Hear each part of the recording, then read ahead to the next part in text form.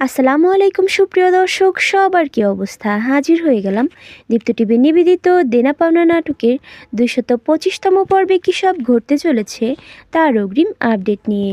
এই পর্বটি কেউ মিস করবেন না, কারণ এই পর্বে আপনারা দেখতে পারবেন রিয়ার বাবাকে দেখা যাবে সে এবার ইরফানকে তার মা ও বোনের ক্ষতি করার ভয় দেখিয়ে তাকে বাধ্য করবে রিয়াদের বাড়িতে যেতে, এবং রিয়া যেমন করে ইরফানকে চাইবে ঠিক তেমন করেই তাকে থাকতে হবে।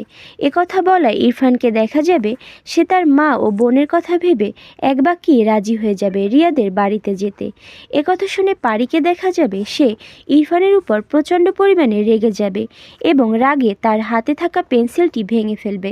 তখন পেন্সিলে পারির হাত কেটে যাবে এবং তার হাত থেকে অনেক ব্লাড বের হবে। পারির হাত থেকে ব্লাড বের হতে দেখে সৌরভকে দেখা যাবে সে সাথে সাথেই পারির কাছে এসে পারির হাতটা টিস্যু দিয়ে চেপে ধরবে এবং পারিকে বলবে, চলো তোমাকে নিয়ে ওই ফার্মেসিতে যেতে হবে। একথা শুনে ইরফান পারিকে নিয়ে ফার্মেসিতে যেতে চাইলে সৌরভ তাকে বাধা দিবে।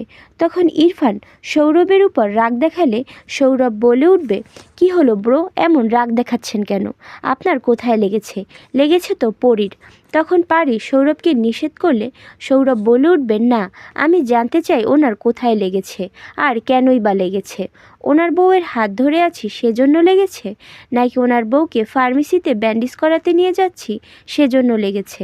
মাঝখান থেকে টুক করে এসেই স্বামিত্ব ফলাতে কি ওনার খুব ভালো লাগছে?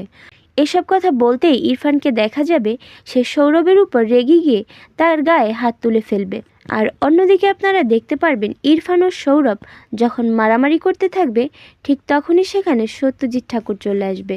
সে এসে ওখানকার এমন পরিস্থিতি দেখে বলে উঠবে, কি হচ্ছে এসব? এই তোমাদের ডিসিপ্লিন?